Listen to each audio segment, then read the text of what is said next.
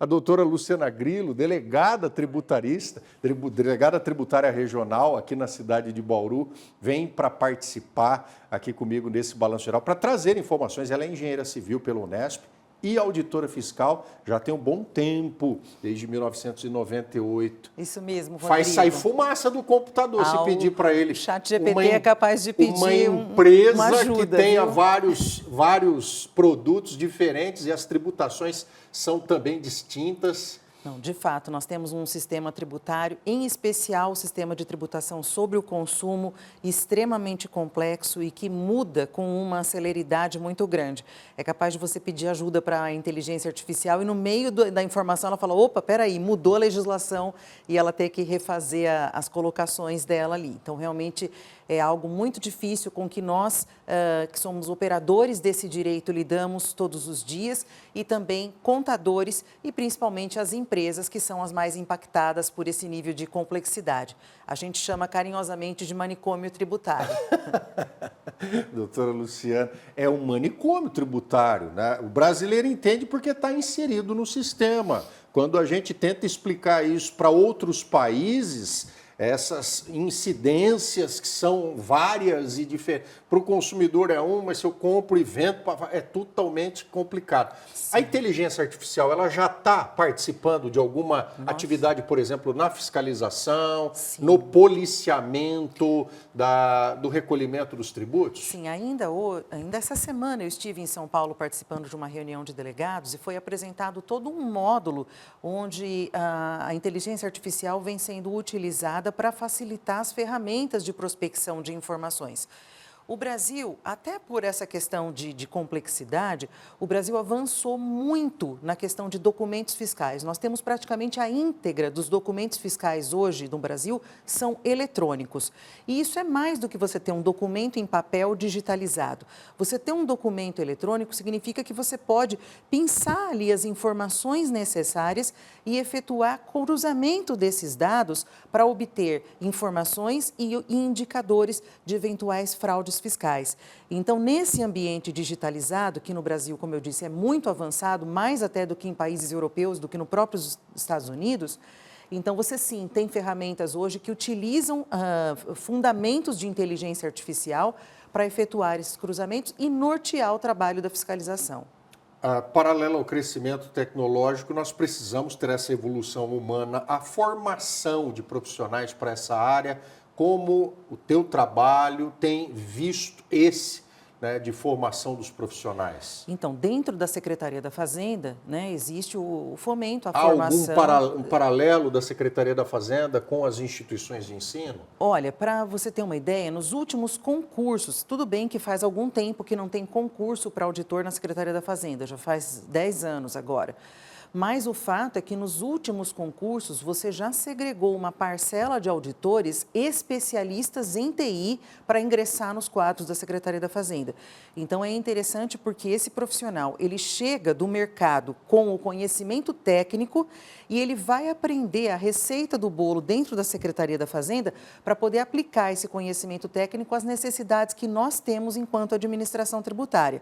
Então, realmente, nós temos, assim, alguns profissionais ali geniais trabalhando com isso, nessas investigações, na elaboração de malhas fiscais, na elaboração de algumas declarações pré-preenchidas, nas atividades, por exemplo, de cobrança, inclusive para devedores contumazes. E alguns desses profissionais estão hoje, inclusive, nos grupos de trabalho que compõem o refinamento da reforma tributária, que seria a parte de redação do regulamento sobre a reforma tributária, que virá aí a partir de 2027, devagarzinho para o ICMS e para o ISS, e vira a chave em 2032. Também é algo que promete uma grande simplificação do nosso sistema. Já estamos perto de fechar 2025, 2027 é depois de amanhã. É depois de amanhã. E 2032 podemos considerar como novembro. Essas atualizações, esses regimes todos precisam de muita atenção, independentemente do tamanho. Com empresas certeza. médias, os microempreendedores, todos estão sujeitos. Todos Tendo um serão CNPJ, a Secretaria da Fazenda está de olho. Sim, sim, está sempre de olho. Mesmo empresas do Simples Nacional, que respondem por um valor menor de arrecadação, nós efetuamos um monitoramento especializado e, a partir desse acompanhamento, é claro que são setores mais sensíveis. Muitas vezes, quando você detecta algum tipo de divergência, você oportuniza uma autorregularização para que a empresa consiga sobreviver. Nós nos preocupamos também com a saúde financeira das empresas. Em vez de punir, orientar. Você orienta e dá a oportunidade da autorregularização. Então, isso a Administração Tributária de São Paulo já vem fazendo como cotidiano, né? Você roda uma malha fiscal e oportuniza a autorregularização ou oportuniza que o próprio contribuinte explique aquela divergência, de onde ela correu, né? E então, porque só nem depois sempre é má fé. você realiza a punição. Até mesmo diante desse nível de complexidade, muitas vezes não se trata de má fé. E aí você reserva os seus recursos de combate realmente para aquele topo de pirâmide que são os contribuintes que sistematizam a fraude fiscal como forma de edificar o seu negócio. Aleatório para se descobrir esses que são contumazes ou o sistema Não, já aponta onde a Secretaria tem que atuar? O sistema dá um grande direcionamento, mas às vezes na prospecção de um dado de uma determinada empresa, você pega ali um fio de meada, realizando às vezes uma auditoria, você faz uma prospecção de dados e você mesmo com o seu, que a gente fala o feeling do fiscal, o tino do fiscal, você consegue debelar sim algumas ações. Então nós temos exemplos de algumas operações que inclusive nasceram aqui na Delegacia Tributária de Bauru, que tem muito a ver com isso, a prospecção de documentos de uma empresa que estava sendo auditada e que conduziram o pensamento fiscal para enxergar a fraude estruturada de outras empresas, outros grupos econômicos. Então, você tem as duas coisas, o auxílio dos sistemas, mas também essa perspicácia do auditor fiscal que é treinado para isso. E onde há a intersecção desse trabalho de apuração fiscal da Secretaria da Fazenda no combate ao crime organizado? A Secretaria tem também descoberto lavagem de recursos, a utilização de fachada? Sem dúvida. O que nós podemos dizer assim, que hoje o crime organizado ele vem avançando sobre áreas da economia até então regulares. Então, você não tem hoje o crime organizado trabalhando somente com o tráfico de entorpecentes, por exemplo. Você pode ter... Que não tem que tirar nota. Exato. Mas você tem, por exemplo, atuando na parte de falsificação de mercadorias ou de empresas de fachada, empresas que vão ser utilizadas para lavagem de dinheiro. Então, tudo isso, de vez em quando, a gente sim se depara. E mais fortemente, inclusive, nos trabalhos desenvolvidos pelas delegacias de Receita Federal, porque aí a Receita Federal tem a competência para combater os crimes de contrabando, descaminho, falsificação. Aí eles são crimes estranhos às competências das secretarias de Fazenda e próprios da competência da União Federal, tá? Via Receita Federal. Mas nós, sim, acabamos tangenciando essas operações que são mascaradas e, muitas vezes, inclusive, antes de adentrar uma empresa, percebemos a necessidade de requisitar força policial ou uma ordem judicial, algo que nos ampare na realização do nosso trabalho de forma segura. A Secretaria tem poder de polícia, mas quando a coisa dá uma encrespada, precisa dos homens da lei para fazer esse tipo de fiscalização. A gente vê imagens do trabalho em canaviais, do trabalho em postos de combustíveis. Esse trabalho não se dá só dentro de gabinetes de monitoramento dos sistemas, não, mas existe também o trabalho lacre de de campo, postos de combustíveis. Quando um posto é lacrado pela Secretaria? Só quando tem adulteração normalmente de produto? São adulterações que decorre a cassação ou a decretação de nulidade da inscrição estadual daquele posto e aí o lacre das bombas. Normalmente, nós tínhamos operações específicas, chamado de olho na bomba, e fazíamos essas aferições em parceria com institutos de pesquisa, por exemplo, da Unicamp, para onde eram encaminhadas essas amostras.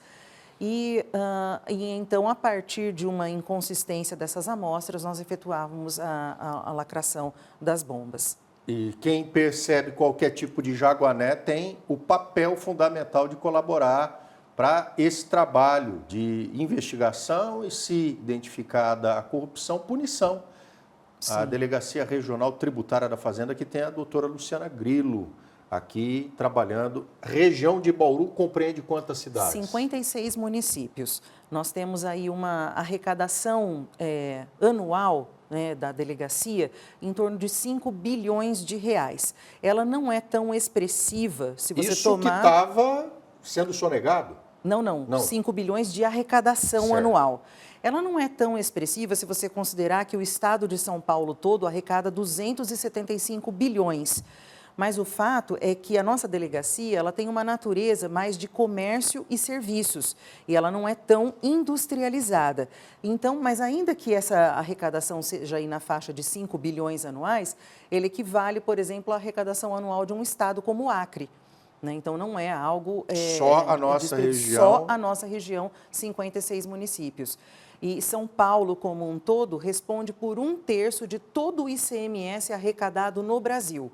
Na nossa vida, até depois dela, impostos incidem. Então, esse assunto é importante. De que eu quero saber de imposto? Perceba o quanto você paga, vem discriminado na nota. Esse valor que vai precisa voltar, ser integrado à sociedade como serviço, saúde, educação, né, para que nós tenhamos rodovias, é isso que vai, mas precisa voltar na forma de Estado. Doutora Luciana, Rodrigo, muitíssimo obrigado. Muito obrigada, Record, pelo convite. Eu fico à disposição. Estamos também à disposição. Qualquer novidade que impacta nossas vidas, que a gente possa servir fica meu como apelo canal. aqui para que as pessoas se antenem aí com a reforma tributária, vão correr atrás de aprender, de se conformar, porque nós vamos viver uma nova fase da tributação sobre o consumo no Brasil e é preciso, então, que empresas, profissionais contadores e também tributaristas estejam cientes disso e procurem esse conhecimento. Conhecimento, obrigado. A gente quer educação, nunca mais ignorância, pelo amor de Deus. Doutora Luciana Grillo participando com a gente, delegada tributarista aqui da região de Bauru.